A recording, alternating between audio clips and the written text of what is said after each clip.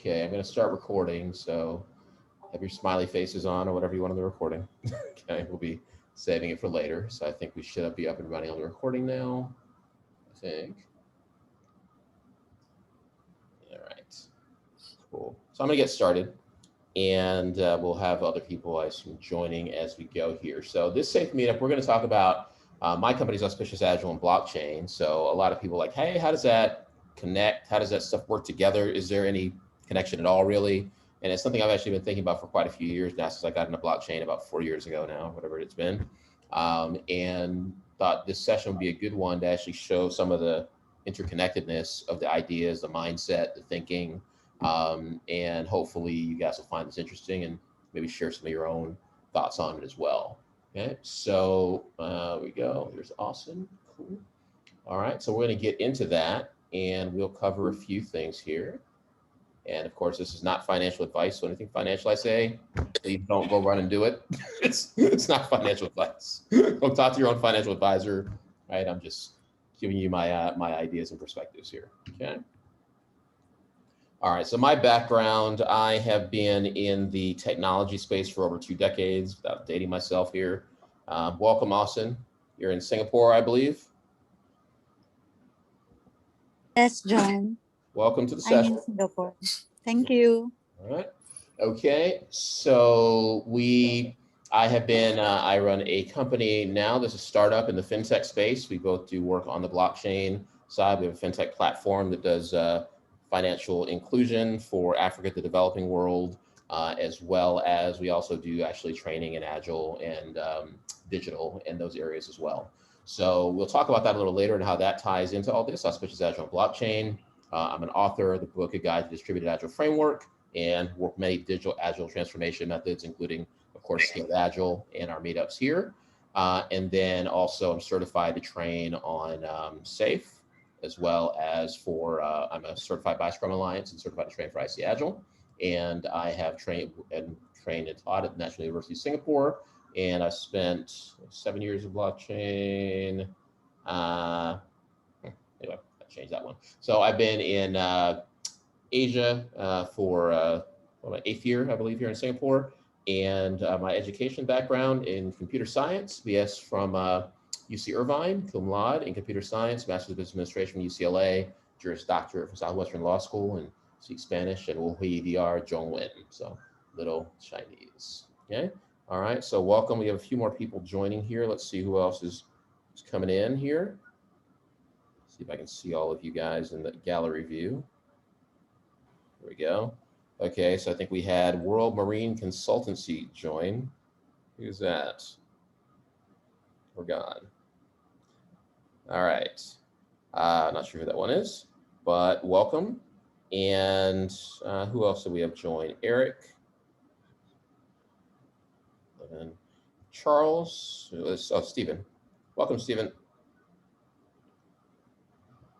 Stephen is in Ghana. Is that you, Stephen? You're on mute. Are you on mute? John, I'm here. I'm oh, moving. No, John, there's another Stephen. Another Stephen. Oh, good, cool. Yeah, we have another Stephen. Okay, and let's see who else joined. Who else just joined me? I can't see names on here in this view. It's weird. Okay, we got a couple more just joined. If you want to give us in the chat box your familiarity with Agile, a little or a lot, your familiarity with blockchain, a little, a lot, none, and then also let us know where you're joining from. That'd be great. Okay, and in the middle there, I don't see your name, unfortunately. Okay, great. So please just drop that in the chat box, and we're going to keep on going. Okay, so we're going to go through some of the concepts in common for blockchain and Agile. We're going to look at, I'll look at both regular kind of traditional team level Agile as well as scaled Agile. We're going to look at digital transformation, which is really what Agile is used for, right? We're going to look at the Bitcoin white paper, which defines really what blockchain is. And when I talk about blockchain, there's 3 different kinds. We'll talk about that in a minute, okay? And then we're going to look at some use cases, including my company and how we use both Agile and with our blockchain products as well. Okay, we'll close up with QA, and you can feel free. We're a small group. If you got questions, just put them in the chat. Wendy or Mawusi will will let me know if you have a question. I'm happy to stop and answer them as we go. Okay, so don't feel like you need to wait until the whole session's over. Okay, so what are the concepts that we have in common here with Agile and blockchain? So before I play this one, there's basically three types of blockchains, if you will. We have open public ones like Bitcoin, which I'm about to play for you. We have what I would call government kind of blockchains, or which are really, and we have examples of those coming up. And then we also have corporate ones. So there's three different types. We're going to focus on the open public blockchains in our session here, but do keep in mind there are different blockchains out there. Okay, let's hope that our sound is working. When you want to buy something, can you guys hear? Using your normal bank card, this is what happens. Yes. I give my card Yep. details to the shop. The shop asks the bank Here. money. The bank checks its records to see if I've got enough in my account. If I do, it lets the shop know. It updates its records to show the movement of money from my account to the shops. Oh, and it takes a little time for its trouble. Now, if you wanted to remove the bank from that system, who else would you trust to keep those records and not alter them or cheat in any way? Well, I wouldn't trust you. I wouldn't trust you. In fact, I wouldn't trust any single person, but I might trust everyone. The idea is you don't have a central record of transactions. Instead, you distribute many, many copies of this ledger around the world. Each owner of each copy records every transaction. So, to buy something using cryptocurrency, I give the shop my details. The shop asks all the bookkeepers if I'm good for the money. The bookkeepers all check their records to see if I have enough. If I do, they tell the shop, and then all update their records to show the movement of money. So there's no way that a forged transaction can make it in. If I try to alter a ledger, it won't match all of the other copies, and it gets rejected.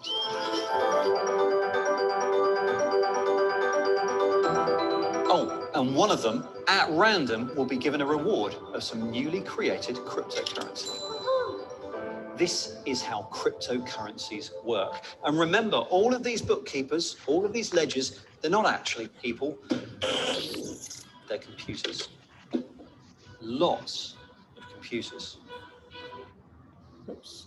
Okay, so I'm going to give a advisory here. I think there's been a lot of talk about the environmental friendliness of open public blockchains like Bitcoin. They actually are more energy efficient and use less energy than I think gold mining and less than banking. Just anybody's curious about that, because I know Elon Musk has been doing a lot of tweeting lately. At any rate, so this is the open public blockchain. This is Bitcoin. Most of what we talk about today is going to be about the open public blockchains. There are two other types. So one would be what we call the corporate blockchains, or the corporate coins, right? These blockchains are like Facebook's Libra. There are other ones. I've forgotten the name of it now. There's one that's very popular. I think it gets used by a lot of consultancies, like a Fabric. I've forgotten the name of it at the moment. So there are more corporate type of blockchains. These are not public open blockchains. They're by one company or a group of companies. And probably the most famous example of that would be what we have here with the Facebook, who is coming out with their DM, which will be a corporate coin and blockchain. And of course, you can see the lawmakers are a little concerned. Okay, and then you also have government blockchains. There really aren't that many that are out and live right now, but things like you would have something like in the US with a dollar backed blockchain. You would have one in China, which is actually live, the digital yuan. And then you would also have others, maybe in Europe, European Central Bank, et cetera, would issue their own digital currencies on their own blockchains, right? Although a lot of them actually are using like Ethereum and some of the open blockchains, which is the one we will talk about today. So there are three different types, really. There's the open one, which we're going to talk about today. There is the corporate, and then there is the government blockchains, okay? So how do they go together? I'm going to go through these, right? We're going to talk about the flat structure and not hierarchy, people free to make their own decisions. We're going to talk about adapting and responding in both of these, how we continue to adapt and evolve. And we'll also look at how digital transformation fits in with this and the logical next steps for this. We'll go through the Bitcoin white paper, and then we'll also take a look at how these are bottom up and not top down. So the democratization kind of orientation of both of them. All right, so do Agile and Bitcoin go together, or blockchain, open blockchains? And by the way, when you talk about Bitcoin, which is, that was the first original kind of blockchain, it's kind of like, because a lot of people talk about blockchain, they're not Bitcoin, or Bitcoin, not blockchain. That's kind of like talking about tire and not rubber. Like if you have a car, okay, you really can't talk about the tire without the rubber unless you're driving on something else, right? So the two go together hand in hand, okay? Some concepts in common. You have a flat structure. So you can see on the left, kind of the Bitcoin blockchain, right, which is global all around the world, right? So you got nodes in America, I'm sure Argentina, Brazil, and China, and Singapore, Iceland, where you got very cheap electricity, I believe, Greenland, right? And you get the same idea. This is a picture from Scaled Agile of a network, right? A value stream network. So everything's connected in a network, a flat network structure versus a hierarchy. Our traditional financial networks are a hierarchy, right? They are controlled at central points of control and regulation. They're controlled across borders, country borders. The Bitcoin blockchain is not. It is completely flat and open, right? Across the whole world. So that's a very big difference, but it's a very big similarity for both Bitcoin and the Bitcoin blockchain, as well as for Agile. Scaled Agile Value Stream Network, as we talked about, is very similar to a decentralized flat network that we have in Bitcoin and other blockchains, okay? So that's one thing that's definitely in common, that flat structure, not centralized, not hierarchy based, okay? And then some more concepts we have in common here, right? People being free to make their own decisions instead of top-down decision making. So you can see here in the Bitcoin mining kind of diagram that anybody, I could send something right now to Fabrice, right? I could send something right now to Simon. I could send value on a blockchain. There's really nothing to stop me from doing that, right? I can do that, send something to, Wendy, who's on here yesterday. It's that easy for me to send something. So it's flat, free decision making. It's completely open. And that's very much like the idea in Agile that we have of Agile teams that are empowered teams that make their own decisions. They're free to do so, right? They're not supposed to be, under like, okay, management is telling us this, but the idea is you have a free kind of team that's actually self-organizing. And the Bitcoin and blockchain is also that same idea of self-organizing, right? So those concepts are in common. Thank you, Austin. Yes, it is a Hyperledger. That's another corporate blockchain, guys, Hyperledger, by the way. That was what I was thinking of. Thank you. Okay, so let's go on here. That's another one in common. And then we have more concepts in common, right? So adapting and responding to the current circumstances and environment. So you can see, again, let's say that you got too many, it's going too slowly. They can adjust the network, everything dynamically adjusts in the blockchain for Bitcoin or other cryptocurrency or digital assets, and it will automatically readjust that across all the different nodes around the world, right? And you get the same idea in Agile of us constantly adapting. So we have different competitive landscape, competitive situation. We need to adapt and respond to different things in the business environment, strategy agility we talk about, right? All of those adaptations are constant, and they're very constant, both in the idea of blockchain and the Bitcoin and all the different blockchains that are out there. And they're also very much the same idea in Agile, where we have this constant adaptation, constant adjustment as situations change, right? So those principles are also very much in common, both in our blockchains and in Agile and Agile methods. And then some more concepts in common, right? We continue to adapt and evolve, right? This is very common, of course, for Agile. We have Shuhari. Anybody ever heard of Shuhari before? Anybody know what that is? Anybody know Shuhari? Want to tell me what it is, sir? Eric, what's Shuhari about? That's about the level of proficiency. I mean, you're a beginner, then you start to master, and then at some level you are you have so much mastery about about the topic in question that that you can actually go beyond and transform it. Right. So you're going first, you're kind of like a student, right? And then you're kind of beginning to, you're beginning to experiment and adapt methods, right? Like in a martial art. And then you become a master and you learn from your own practice. And the same thing applies, of course. So that's in Agile. And we are also kind of adapting and then getting more to learn from our own practice and getting better in that way, right? Welcome, Shuba. And in the blockchain, again, you can see that you kind of the latest price summary of different Bitcoin and different cryptocurrencies. But what you're going to see is you see a constant new adaptation, new coins, new things that are coming out. This is very much like the early days, if any of you remember it, the early days of the internet, right, and the web.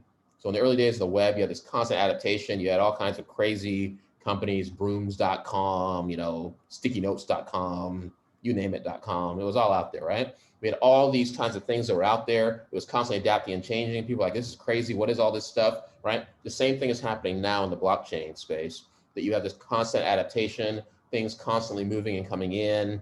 You have now these Binance coin, right? Ethereum is up here. Cardano, we'll talk about some of these later, XRP. All of these different things, all these blockchains are adapting, they're getting better. Cardano does a lot of stuff in the developing world, which is very interesting. XRPs for banks and payments. Dogecoin, well, it's Dogecoin. There's nothing else I can say. Out of interest, how many of you have ever heard of Dogecoin before? I can see it in the background for someone there. Somebody's heard of it. Two people? Okay, only two. All right. All right, anyway, so you're constantly having this adaptation and new blockchains coming out, and there's that list, you can't see all of them. There's probably about 8, 9, 10,000 different, blockchains that are out there. And frankly, and yes, I am saying it, probably about 9,000 of those are not going to exist anymore in a few years. So, but this is a constantly adapting, very dynamic, and the same idea, Agile is constantly adapting, very dynamic, and we're beginning to learn and see, as this matures and moves, which some people would say it's immature, and it is to some degree. It's starting to develop and evolve in that way. Okay. All right. So digital transformation, right? Agile is really the set of methods you're going to use for digital transformation. If anybody says, hey, I have a digital program, right? You're not using waterfall, which is our traditional project management. You're using Agile methods, right? You're using them. You're using Scaled Agile. You might be using whatever it is, Spotify. You might be using, Scrum, but you're using Agile methods for your digital transformation, for your product development, right? We use kind of a Kanban approach in my company, right? The logical next step for digital transformation is the transformation of money, right? The democratization of finance. So we're talking about everything changing with COVID. Obviously, everything is digital, everything's online. We're all online. We used to do these in person. A few of you are here actually remember us doing these in person, right? So all of the stuff is now going digital. And what really blockchain is the next step of that, which is the evolution or the transformation of finance to being purely digital as well. So now we had the internet, then we had social media and e-commerce come in, and then behind that, now we have Bitcoin and blockchain, the money of the internet, or as Andreas Antonopoulos' book down here, which I highly recommend, The Internet of Money. It talks about really all these ideas of how this is basically the new money of the internet, right? So the Internet of Money book series by Andreas Antonopoulos, great series. I'm not getting paid anything to tell you that, but it's a great book series. I've read all of these, and they really are very enlightening. And they also help you to connect the dots between maybe some of the Agile principles you guys are using now and what the concepts are with blockchain, with Bitcoin, with all these new blockchains that are developing. Okay.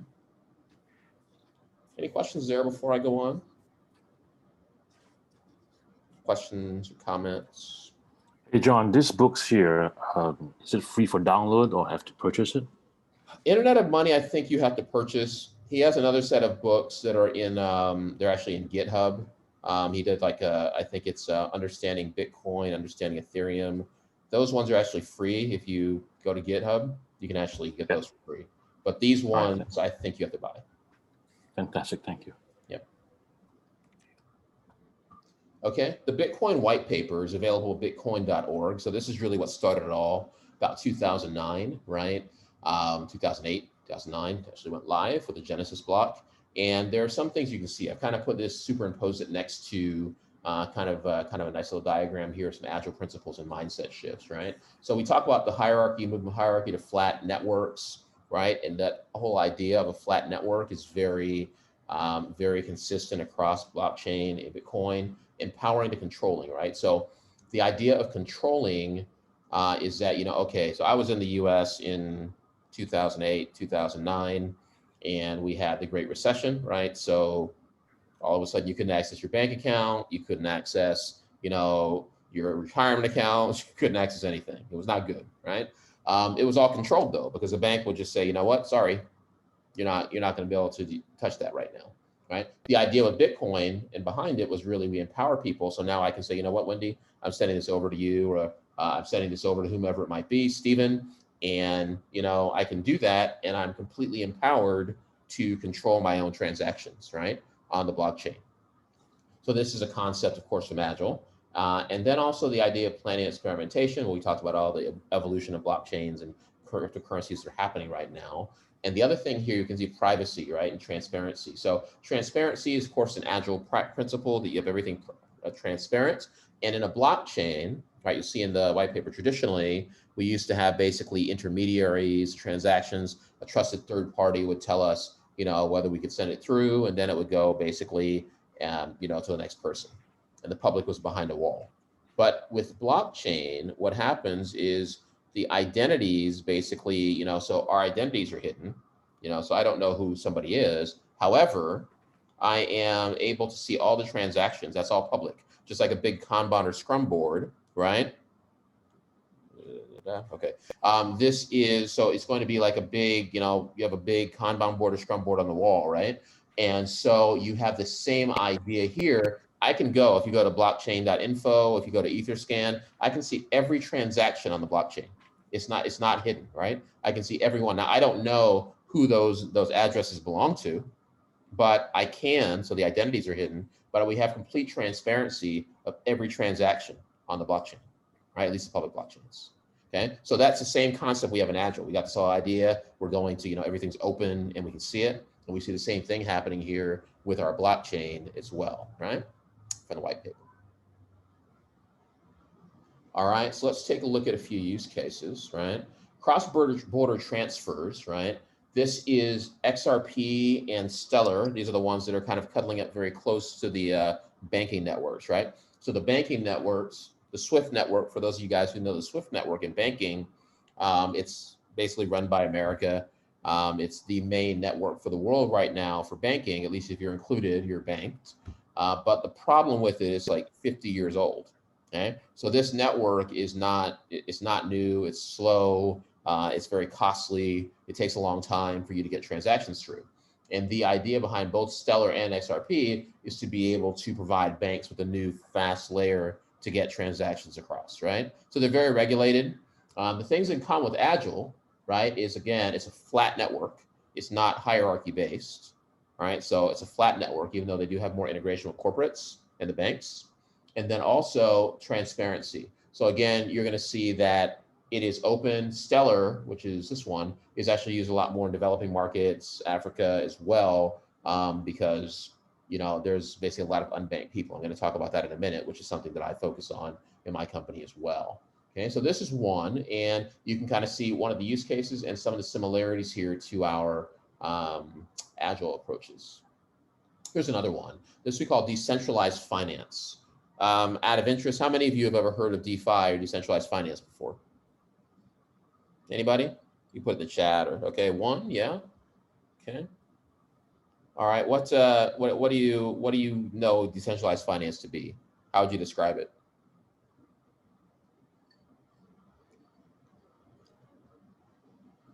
Oh, you're on mute. Very little, John. Very little, Dave. Okay, very little. All right, it is very new. It's brand spanking new, right? It's like out there. It's kind of a new way to be able to actually earn interest, to be able to make money with your digital assets, your cryptocurrencies, your Bitcoin, whatever you have. So you have some that are collateralized with fiat money, some that are collateralized with crypto. Some of the ones we have out there are BlockFi and Compound, Binance Earn. And by the way, if none of you have ever looked at these, DAO, I think Coinbase does some. You actually can earn like up to, in some places, 7 to 10% interest on the coins that you put in there, which is pretty awesome, seeing that right now you get a big goose egg in the bank, right? So you're not getting any interest in the bank. So this is pretty cool. Now, one of the key concepts, again, this is network-based. So I'm putting all my blockchain-based currencies out there. It's flat. I can send it anywhere I want. I can give it to a network in the UK, in the US, in Singapore, wherever I want to put it, South Africa. And I am able to then, basically start leveraging that to build additional earnings, to earn additional crypto, et cetera. So we have the same idea of a flat network, which is very common across, obviously, agility. We're not working in hierarchy. I'm not stuck at like the only place I can put my crypto is Singapore. No, I can put it anywhere I want, right? I can move it very easily. In traditional banking networks, and many of you probably are aware of this, I'm very limited in my ability to, to do that. So if I'm in the US, I'm like, hey, I want to put some money offshore. Everybody's like, wait a minute. And I got to go through like, a month and a half of paperwork to move some money over to the UK or something, right? So this is so much easier because of this flat network and this simple movement across the blockchains. And if you don't have any cryptocurrencies yet, this would be a really good thing to try, actually, because it will earn you a little bit of interest. It's quite nice. Okay, so decentralized finance. Now I'm going to talk about what my company does, Auspicious Blockchain, Auspicious Agile Blockchain, right? So we empower the developing world through blockchain and cryptocurrencies, investing in Africa and growth markets, using blockchain-based infrastructure and platform, the African diaspora, and funding development, and also making company investments in the mission of building Africa, Asia, and the growth markets. And our partner with ScamPay, which is our platform that does money movement and does a blockchain integration for us to be able to crowdfund across the continent. So let's learn a little bit about why that is relevant here, right? So I'm going to take you in a little bit of a deep dive about what we do, right? So while much of the developed world has easy access to banks and credit, it's not true for the developing world, right? You got a lot of people who we call unbanked or underbanked. So while I have the privilege of access to a banking network, right? Obviously, more than 2/3 of the world's population does not. In the developing world, blockchain and cryptocurrency represents the opportunity to access finance in a way that previously you just couldn't do. In countries like Zimbabwe, basically, you might have a really weak currency and hyperinflation, and this is a great way to deal with that, right? You can actually maintain the value of your money, or even Turkey now, I think, is having some problems with their lira, right? The blockchain's transparency also eliminates a lot of issues and potential corruption. You can use smart contracts. We talked about transparency. Everything is visible on the blockchain. Remember, we talked about that? So you can see it all. It's not like it's going to some person we don't have any clue. We know exactly where everything goes, and we can manage it with something we call smart contracts. So things like Cardano and Ethereum use what we call smart contracts. And even Hyperledger, actually, even though that's more of an internal corporate one. Okay, so let's watch this. I want you to see a little bit about the developing market.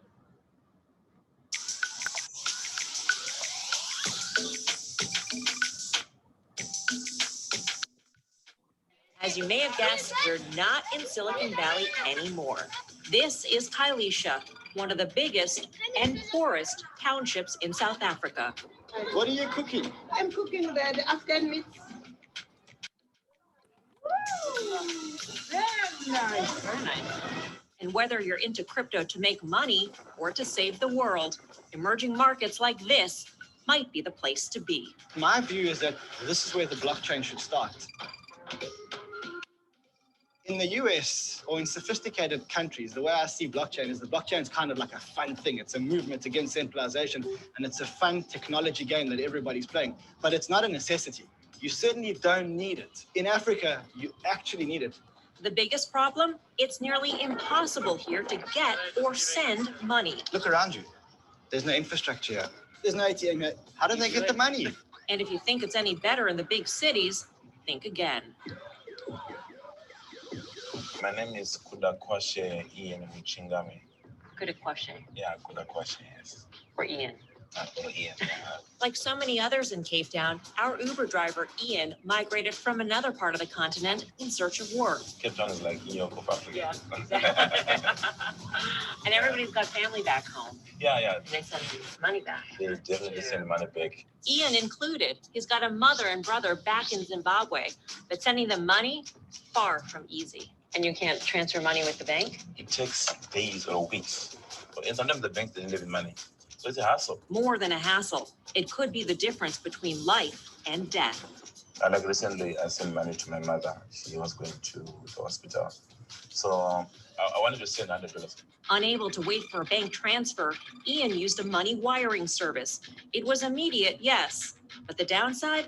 Does it cost money? 10%. Do that 10%? Yeah, 10%. It's a lot. Which brings us to a very interesting third option of sending money in Africa. Through the bus. To the bus. Yeah, What does that mean? To find out, Ian took me to where it all goes down. This is the bus stop that I was talking about. You approach the driver, then you talk to him. Are you able to assist me? Then the driver will say yes, and you wish good luck. The bus will arrive in Zimbabwe. And then I hand him the money, Yes. and that's the agreement. That's the agreement, It's yes. just a verbal It's a verbal agreement. agreement, yes. And you hope that he takes the money to where you Yes, want it to yes, go. that's true. That's true. And from there, well, things get a little dicey. And if the bus gets a flat tire, Sometimes the delay, bus who goes knows when down, the bus is gonna get or there? your bus can be robbed. Robbed. Back in the car, I was still stunned.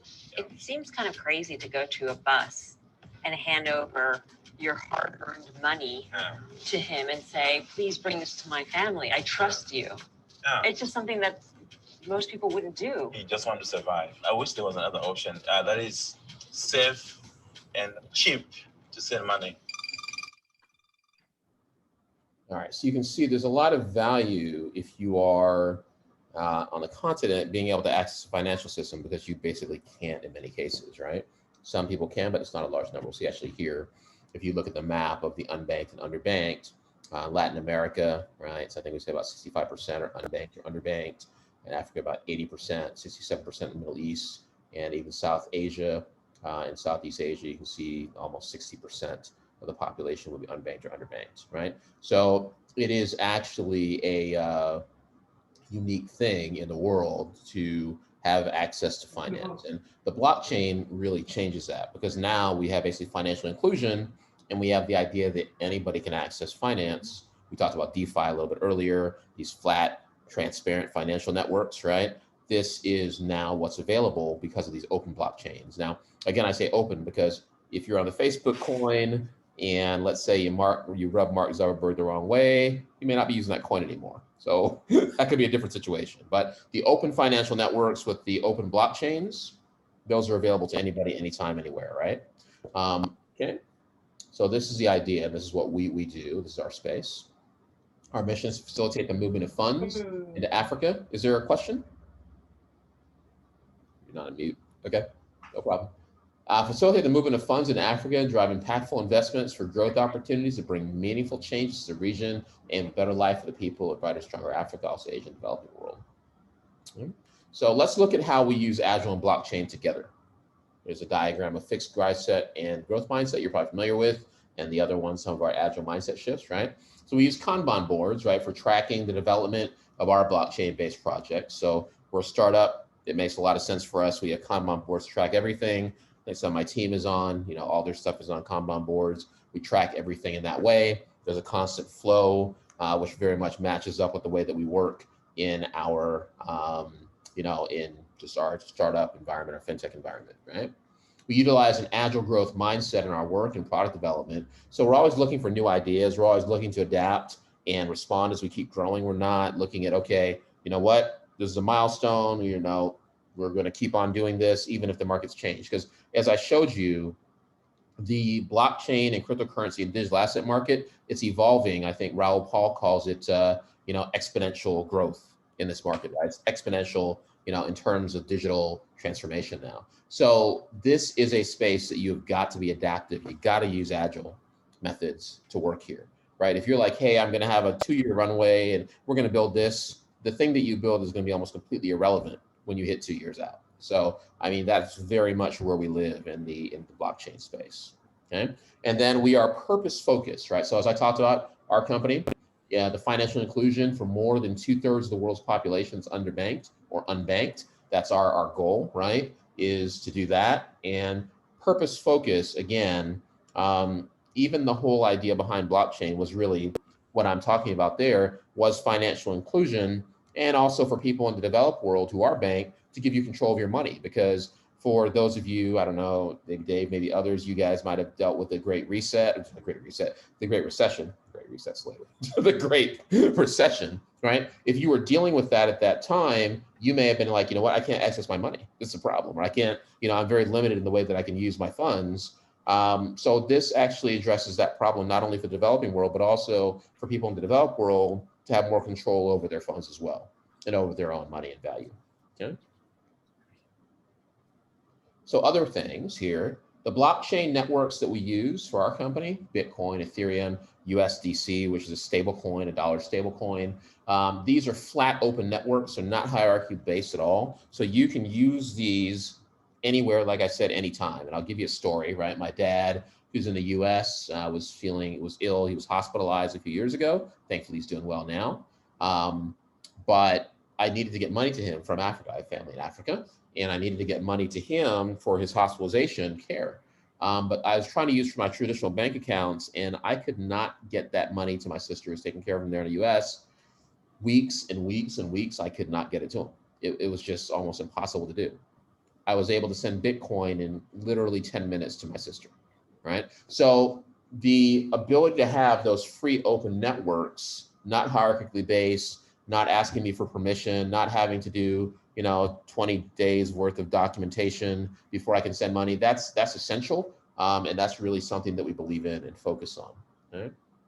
Another, our teams are empowered to make the best decisions for their product area's responsibility instead of being controlled. And yes, guys, you are empowered to do that, right? So Mawusi is one of my team members. She's working right now on, we're working on a blockchain course, which would be kind of an online one for people who want to get into and start learning about that. It would be kind of just an e-commerce available version. And so she has the flexibility to basically kind of, you know, think about how we can incorporate different things as we learn, also flexibility in terms of just setting working hours and focusing on results instead of what the time is spent at the desk, right? So this is just kind of the way we work. It's an agile way of working, and we use it in our blockchain-based fintech very naturally, right? And then we also experiment in development of products rather than working based on rigid, inflexible plans. So we talked about the Kanban boards, we talked about being flow-based and having that whole build, measure, learn cycle that we have from Lean Startup, right? And we talk about that in Scaled Agile too. So we're using all those concepts daily as we work in our fintech, in our startup environment on the blockchain, okay? And of course, here's some Scaled Agile concepts. And I will note that, you know, we're small, you know, our whole team, including our advisors, is like 20 plus people. We're not huge, right? So I don't have a whole release train set up for Scaled Agile. We're too small for that, right? But what we do use some of the principles and the ideas, right? Of course. So again, we also use the concepts of continuous learning culture, which you can see there on the left, right? So ideas like go to Gemba, go and see what's actually happening in different places, you know, meet with people, talk to people, go and do that, you know, having that growth mindset, having this constant cycle of plan, do, check, act, plan, do, check, adjust. We're constantly doing that, right? And we're also looking for the place to innovate, always looking at what new innovation, you know, ideas come up. Because like I said, in blockchain space, it's like the beginning of the internet and the web. There is no way that you are going to be successful in this space if you're like, we are on a fixed plan for the next year. You've got to constantly have these innovation cycles. There's no choice, right? You got to always be looking at, well, this just adapted, this just changed, and that's constantly happening.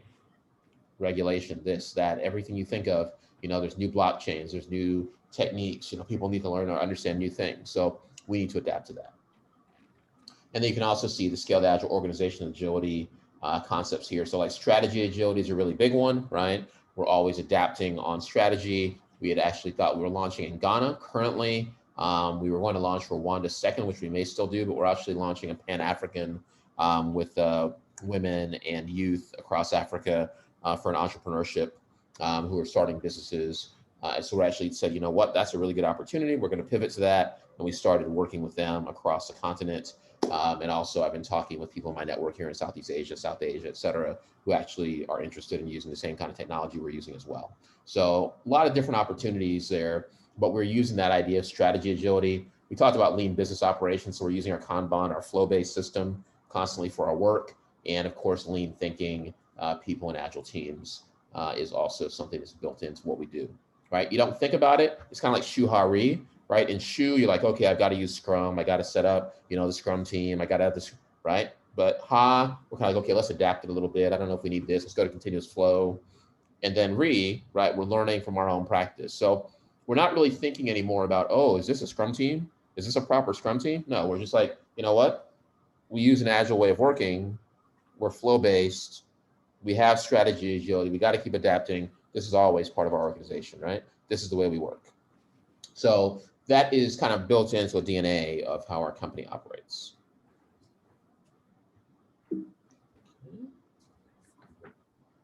Whoops. Okay, this is actually a video just explaining kind of how we do funding for African Diaspora, Friends of Africa, and how it works. This is Charlie.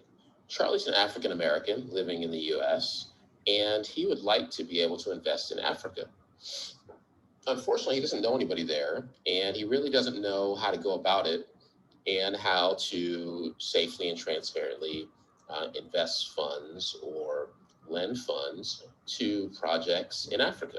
So a little confused as to what to do. But with our ScanPay platform from Auspicious Blockchain, we enable investments and funding and lending from Western financial system to projects in Africa. Let's take a look at how this works using our Auspicious Blockchain ScanPay platform.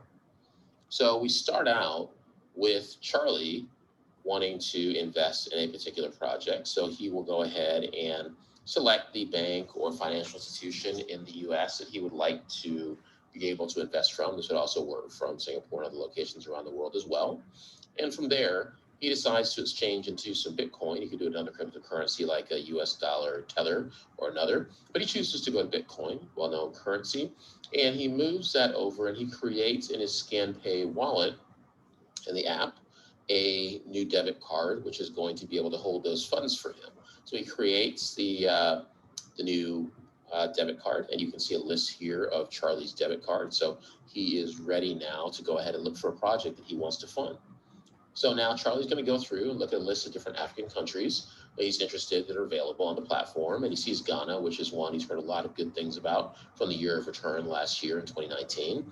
And so he chooses Ghana. And he goes to a list of projects in Ghana, and he sees a couple are available and maybe some others. So he picks one of those, and he then goes ahead and funds along with others who are crowdfunding. And he gives to a farming project that is happening in Ghana with Io and Ladi, who are local farmers. So he sends those funds over to Io and Ladi, and they are now able to produce a great output of produce and a good crop that they are able to now either return on investment or return on a loan back to Charlie through the platform. It goes back into his debit or credit account. They can use their account on the platform as well if they wish. And then that can go back to either a digital asset or cryptocurrency, or it can go back directly to his bank account in the US, all following existing payment mechanisms. Charlie's been able to help the African continent, and he's been able to invest and benefit himself. All right, so that's how the platform works, just for those of you guys who are interested. Charlie's an African American. All right. So that's how the platform works. That's my contact info, which I'll come back to in a minute. We'll go to Q&A for those who have questions about kind of the different areas that we talked about. But to summarize, the whole idea of basically being kind of a very free, open, flat hierarchy, no hierarchy in the way, transparent and open. These are shared, kind of democratizing finance for blockchain, where for Agile, we're kind of democratizing the development of products and digitalization of a company, right? So everything is kind of supposed to be about the people, about the teams. And these concepts also transfer over to blockchain. And I guess it's one of the reasons I was very attracted to blockchain, because a lot of the things that I've used in Agile over the last, over a decade that I've been involved in the Agile space apply very nicely to what blockchain is about, right? The principles, the ideas, the concepts that we use in Agile really apply as well. It's a meetup that we run. Okay, so let me check if you guys have questions about any of the areas or additional things, feel free. We still got a lot of time. So feel free to ask any questions that you may have. You don't understand something about Wayne, decentralized too, just in Scrum and Scaled Agile. Yes, they're definitely decentralized, right? So it's not a single central point, but we're looking at something that is distributed across, the globe in terms of the blockchain, across the whole organization in terms of Agile.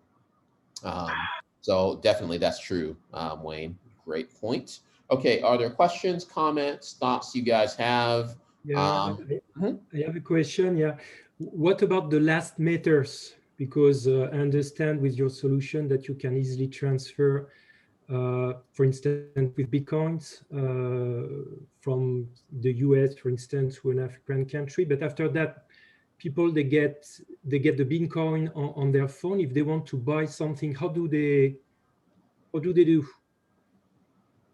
So when you talk about the last mile, yeah? Yeah. Right. So the last mile, I guess we say in the US, integration, basically it depends. In some cases, let's go back up here for a minute, right? In some cases, you're going to have places where people have a bank account, right?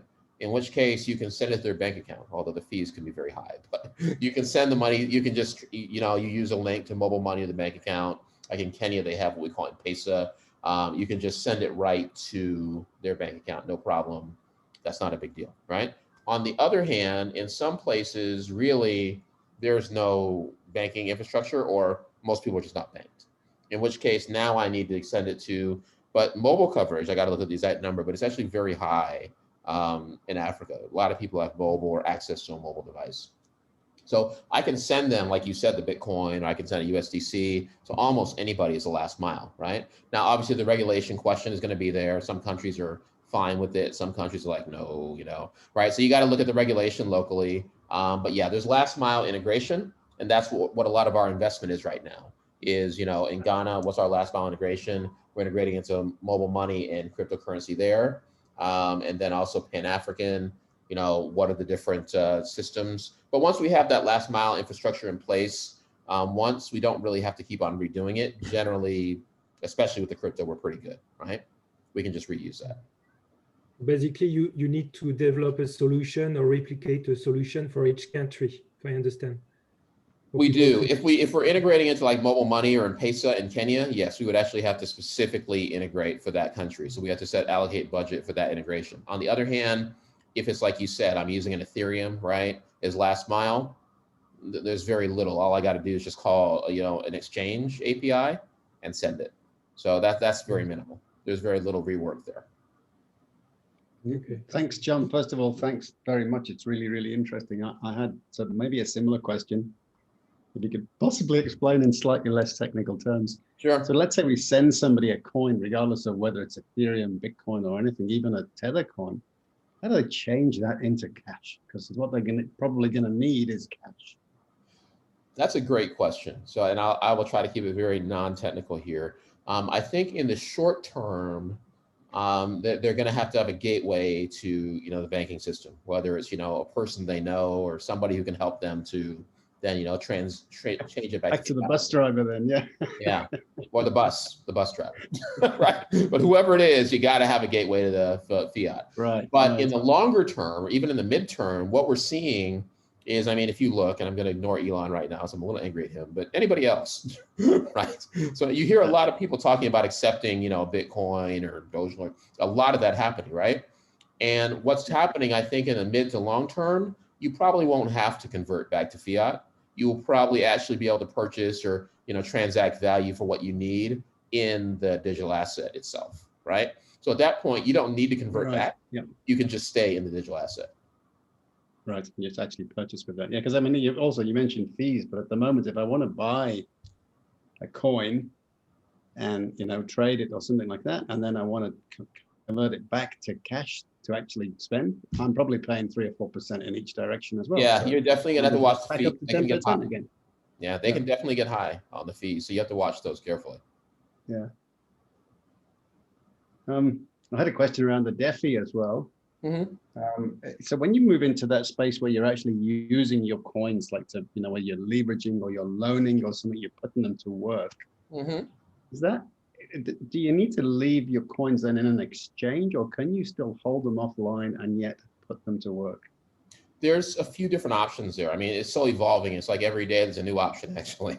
I use BlockFi. You have to send your coins to their platform, and then we'll automatically start earning interest. I use Binance Earn. You got to send your coins to their platform. They will start earning interest. I also use Exodus, though. Exodus is a wallet, it's a software wallet on your computer or your phone, right? There, actually, I just keep the coins in my wallet, and there's like 5-7 coins you can earn interest on there, right? I think Cardano, things like that. So there are different options, and I think some people use like these DeFi, you know, kind of wallets, which I don't really play with, but in those you can actually keep it on your wallet, and then it will connect to the, you know, staking. There's a lot of different possibilities. So depending on your kind of risk tolerance, the one thing I suggest though, don't take all of your digital assets and put them on somebody else's platform. Make sure you have some that are your own, right? Because like what happened back in 2008, 2009, you don't want someone to go, oh, geez, sorry, we can't give you back your, you know, your assets, right? So I would say, you know, maybe a percentage of your portfolio, that's great, but not everything. Cool. All right, other questions? Agile, blockchain, DeFi, feel free. Any question is fine. Hey, John, Wayne here. What do you think of eToro? eToro. So for those of you guys who don't know eToro, they used to be like a traditional, I think, investment platform. And now they've moved into digital assets, into cryptocurrencies. These guys, some people who are new seem to like them. I've never really used them. The reason that I'm not too interested is because I think that they keep a lot of stuff kind of trapped in their own ecosystem. So it's harder to get things out, right, into your own wallet. Although some people have told me you can get it out, but I don't like that. I like to be able to, like, I use Binance, I use Coinbase. I like to be able to easily move my stuff out to my own wallet. I don't want it to be stuck in somebody else's ecosystem, right? So eToro, I'm a little iffy on it, personally. All right, thanks. Yep. Cool. Other questions, comments, thoughts? Shuba, really good. Okay, need to drop, no problem. Copy the recording, yes. Thank you for reminding me. Okay, other questions or comments? I'll always have more, John. Yeah, go for it. In the scenario that you played through where you were loaning money, you were doing micro loans, right? Crowdsourcing. Crypto is so volatile at the moment. Isn't there a risk with that, you know, you loan somebody some money and they just simply can't pay it back if they're expecting to pay back in coin? That's a good point. Well, I guess to pay back in coin, right? They borrowed coin. Yeah, I'm not quite sure. No, they would have had to convert it to cash. It's a little unpredictable. Go ahead. Stable coins. Stable, okay. Yeah, so what you want to do, I mean, so for instance, if I'm, you know, some of my team here, I send them stable coins, right? Is that I don't want it to keep fluctuating, like you said, because it fluctuates. Yeah. Stable coin is always $1, right? Even though our dollar is devaluing a little bit, it is always $1, right? So you're fairly safe there without having to worry about the risk of the, you know, the fluctuation of the rest of the market. Mm-hmm. So this is really where you want to go if you're looking for that stable single value. Sure. And actually, these are pretty cool too, because you can also earn interest. So if you're anybody from the U.S., I don't think anybody's in the U.S. besides me, but at any rate, if you're from the U.S., we have a ton of taxes. They tax you on everything. So stable coins, what's nice is that they don't change value. So if you want to own interest, you can put them in an account, which gives you interest. You can get interest on stable coins, and you're not going to pay any tax on the base value, just the interest, because you don't have any capital gain, right? It was $1 when you put it in, and $1 when you took it out, right? So sorry, getting real financial here, guys, but these are a good solution if you want to avoid that risk. Okay. Other questions? All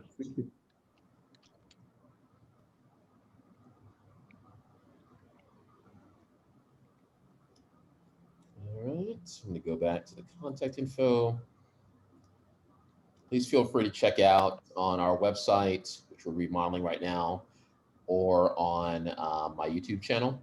And you'll see a bunch of videos, meetups and everything. So you can see introduction. We have a 101 on blockchain and cryptocurrencies. So we do a lot of these as well. Uh, I'll find interesting. Go ahead, Joe. Hi, could I ask, what do you think of NFTs? And do you think there's a potential for like it being used for basically in terms of payments and basically owning software for the IP protection? Is that possible? I'm not sure. NFTs to me, so I don't know for you guys who don't know what they are, non-fungible tokens. I'm going to see if I can give you an example. I think I actually have a slide here about it. So non-fungible tokens are basically this idea of, okay, like this. I can take like an artwork, or I can take a bar of gold, and I can make it uniquely associated with a token on the blockchain, okay, or multiple tokens. That's what an NFT is.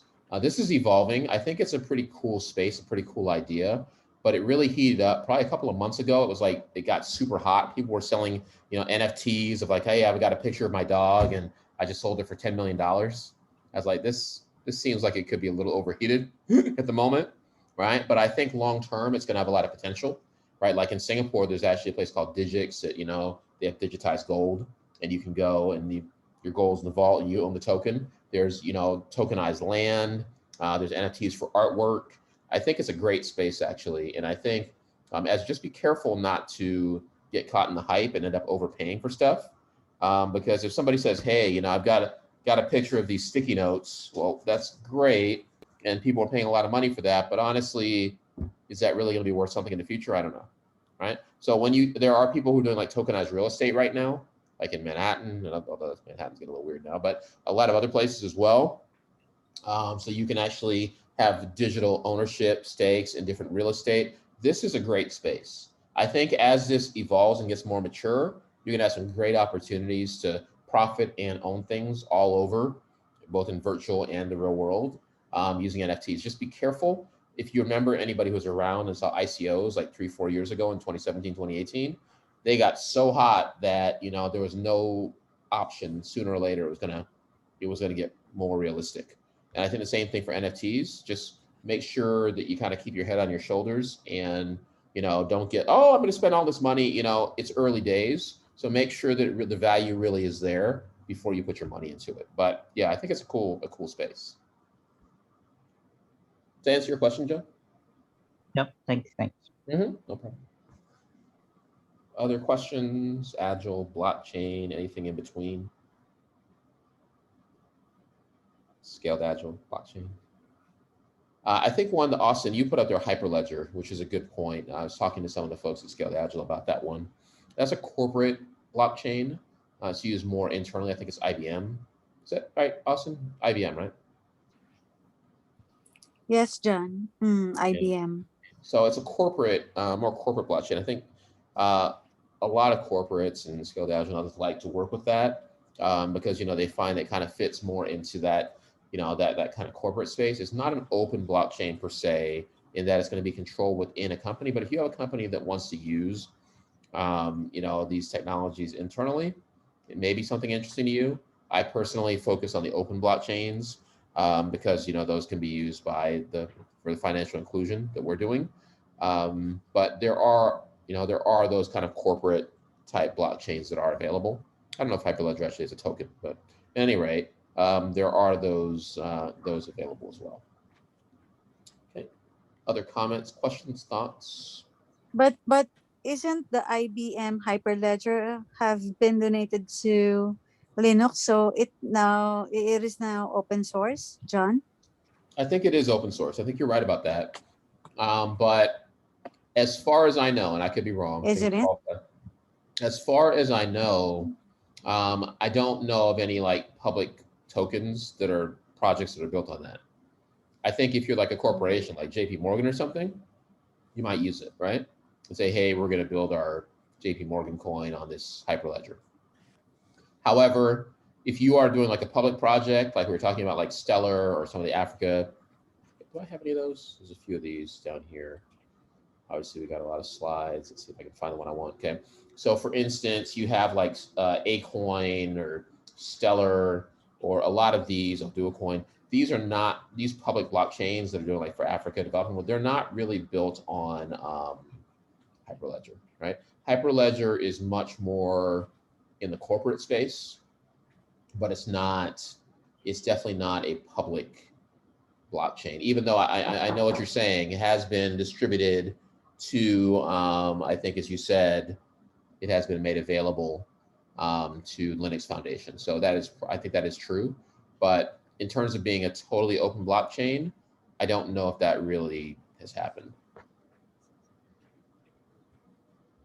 Does that answer your question, Austin? Okay. Yep. Thank you, John. No problem. Okay, other questions or comments or thoughts?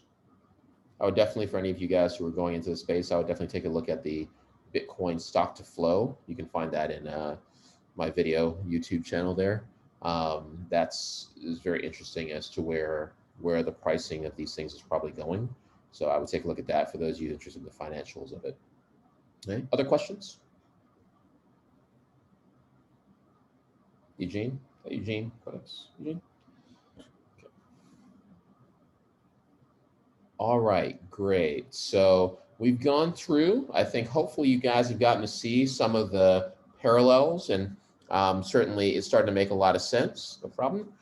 It made a lot of sense to me why I was attracted to blockchain in this space coming from Agile, right? The kind of democratization principles, open, the transparency, the flat, non-hierarchy, and I realized it's the same ideas, right, that we have in both spaces.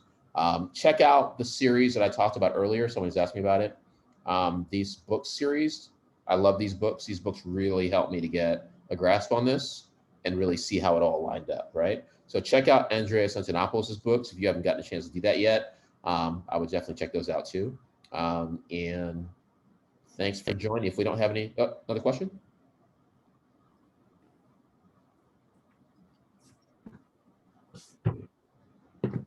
Okay, it's just background noise, I think. Okay, great. Okay, so thanks, guys. Thanks, everybody, for coming out. I hope you guys enjoyed the session. I hope you learned something, and have a great one. Let us know if you have any ideas for upcoming sessions, by the way. And thanks for coming out. Stay safe. Thanks, John. Thank you, everybody. Thank you, John. Thank you. Bye-bye. Thank you.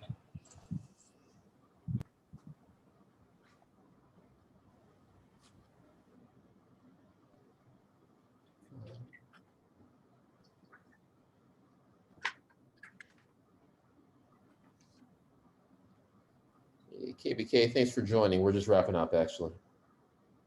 Okay, so we're all finished up for the day. There will be a recording, though, if you want to catch it. Thank you.